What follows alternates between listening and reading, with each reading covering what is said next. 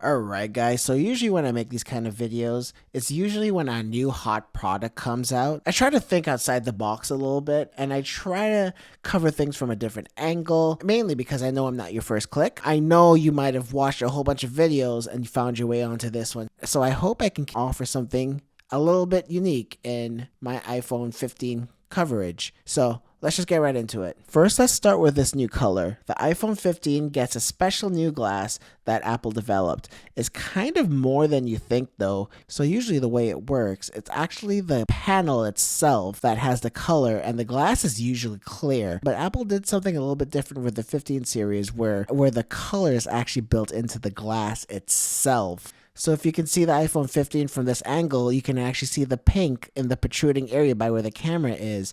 But take a look at the iPhone 15 Pro, it's actually clear. That new special glass, only the iPhone 15 gets, not the Premium Pro, which is a bit surprising. And the texture and the feeling of the 15, in my opinion, feels better than the 15 Pro Max. The 15 Pro Max feels similar to last year's 14 Pro, but the 15 feels and looks a bit fresh. So that is a bit of a negative when it comes to the 15 Pro series. Okay, next to titanium, and I know everyone else is talking about it, but ever since the Essential phone came out like a long time ago, I've been begging other phone companies to use it ever since. And the color of natural titanium is one of my favorite colors ever. It's like a lightly bronze metallic color, so it has a little bit more personality than just like a gray stainless steel. And also these chamfered edges make it easier to grip, and the thinner bezels are definitely noticeable. But the moment you slap a case on it, all of those benefits go away. And speaking of the case, let's talk about this fine woven. I'm a bit mixed on it. I mean, when I first unboxed it, when I first started using it, I kind of wasn't a fan. As the day is going on, I'm starting to like it a little bit more.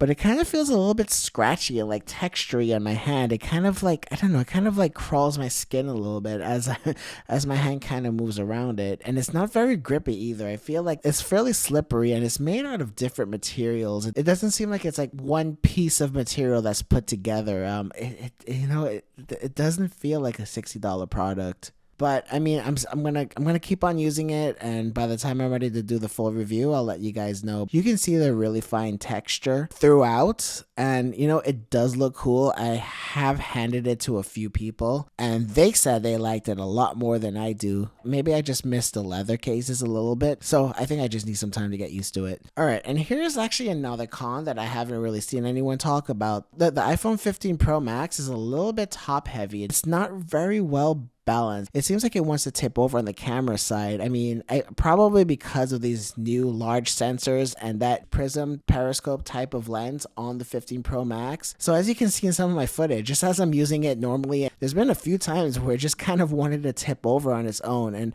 I kind of noticed that I'm always kind of balancing it with my fingers, and it's been getting a bit fatiguing throughout the day. The weight reduction of using titanium helps though, but this is kind of subtle and is worth mentioning. Okay, so let's jump into the camera. I am a bit of a photographer. I'm mostly amateur these days, but I have done some professional work in the past.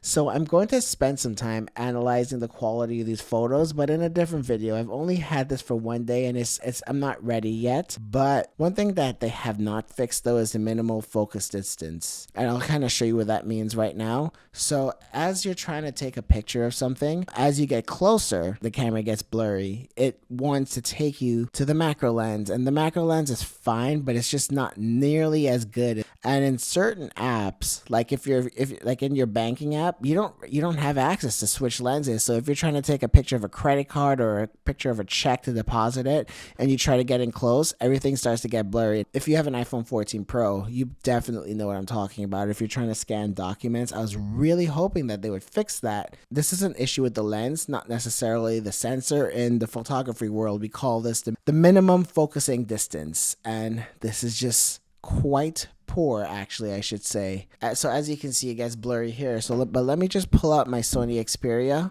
1.5, and as you can see, you can get much closer and still take a sharp photo.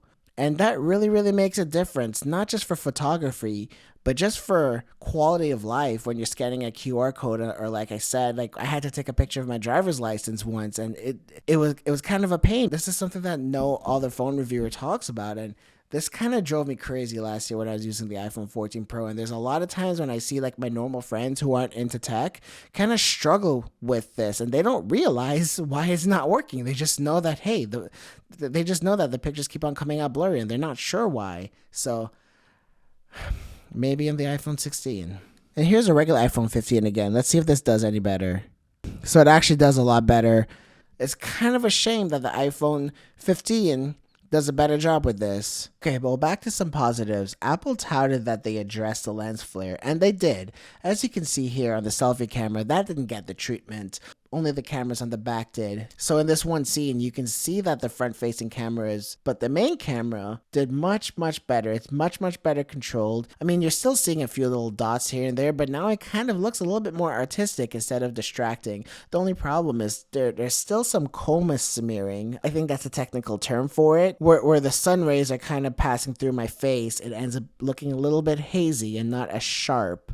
But I mean, with a lens this small, this can't really compare to like one of my $2,000 camera lenses. So, I can't complain too much. And even on the 5x lens, so take a look at this. The lens flare is actually incredibly well controlled here too. There's only like one little dot. And also, like I said, you could use this artistically if you wanted to. It's not going to really bother you as much as previous iPhones did. It's kind of cool how the zooming works. They've always done that incredibly well, where the cameras are essentially color matched. So you can zoom from one to the other and it looks very, very, very smooth. You don't really get that with much other Android phones. You definitely notice when the cameras shift. This looks awesome. And even when I went up to 5x, like the sunset looks beautiful here. And then just to stress test it, I went to the 15x zoom, and I don't think you should really use that. So the 15x gets noisy and a lot of the detail goes away. But for me to capture the scene, the only thing I could do was zoom in all the way. So only use it when you need to. So my favorite new feature next to the titanium is actually the Type-C and the ability to transfer large files. But like, check this out. The charger in the box is pretty fast. It's much faster than Lightning could ever be.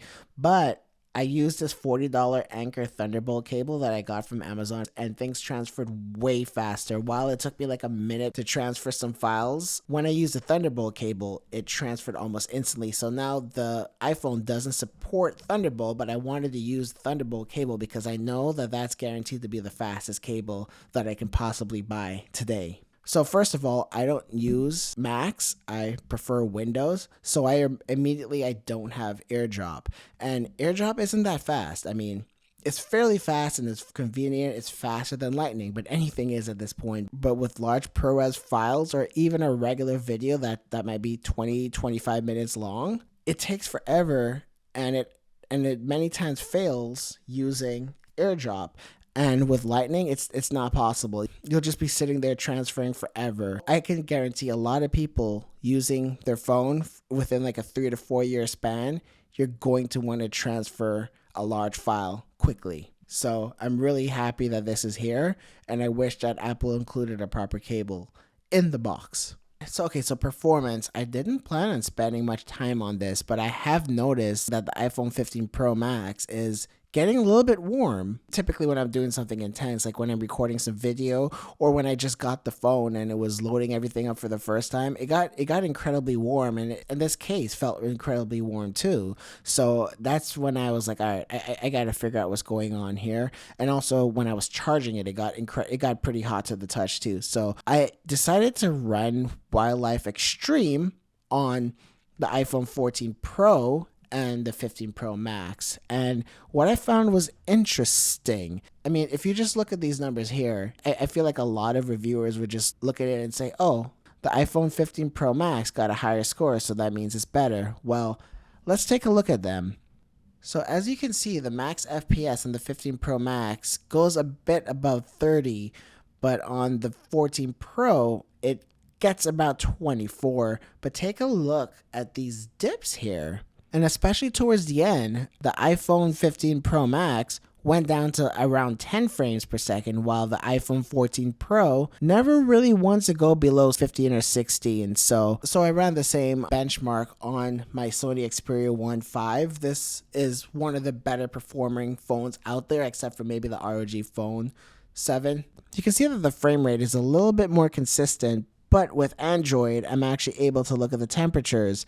So on Android, you could change a chart to show temperatures, and I really wanted to see that on iPhone. And I think that's something that Apple restricts. They don't allow us to see temps on their phones, at least not in a way that I'm able to. But so since I can't see that, I'm only left to believe that the iPhone 15 Pro Max is starting to throttle, and the performance goes way, way, way down. So that kind of gets us to the whole thing where Apple is touting their gaming prowess. I mean, yeah, their peak performance is good, but can they sustain it? I can't wait till the new Assassin's Creed comes out, or when Resident Evil 4 and Village are available on this phone. I'm really interested to see how it performs long term, and I think Shadow of the Tomb Raider is coming as well too. I got to spend some more time with this to see what this all means, but I can imagine when I start recording a lot of 4K video, or if I'm gaming, or if it's hot outside and I'm doing something intense, like again, like using the camera, will this phone start to overheat and will it throttle? And when this phone starts to throttle, that 1800 nits or 2000 nits or how much ever Apple is claiming goes away. The phone just dims, and it gets really, really dim, and it doesn't recover until the phone had a chance to cool down. So I'm going to have to do some long-term testing to see how this performs. Maybe there needs to be some additional optimization on Apple's end as they roll out more and more software updates, but right now this is something worth paying attention to. I do want to say though that this is only occurring when you run something intensive like a benchmark, or when you're doing a first time setup, or when you're recording 4K video. In regular day-to-day use, I have found this phone to be a good amount faster than the 14 Pro and the 14 Pro Max, just in terms of overall navigation. Apps seem to be opening a bit faster, and the overall, granted that could also be because this phone is brand new, I only got it today. Obviously, it'll require some longer term testing to see how it fares overall. But I don't think you need to be concerned about performance unless you're doing crazy intense tasks on your iPhone. So it sounds like I'm positive on certain things and not so much on others, but overall this seems worthy of an upgrade, even if you're coming from last year. The titanium, the lighter phone, the camera improvements, the USB Type-C, and the action button, which I didn't talk about because everybody else did. These are some of the biggest box checkers for those who have been thinking about switching over to iOS. But on the flip side though, if you're on iOS and have been getting a little bit bored with iPhone and the entire Apple ecosystem, and you've been thinking about switching over to Android, I don't think this phone's going to make you want to stay. A lot of these improvements on the 15 Pro are nice quality of life updates, but there's nothing revolutionary here. But these are some of the details I was able to find with just like 15 to 16 hours worth of usage with this phone. So imagine what happens when I have like a week or two. All right, so get subscribed if you want to see more. I'll see you guys in the next one. Thanks. Bye.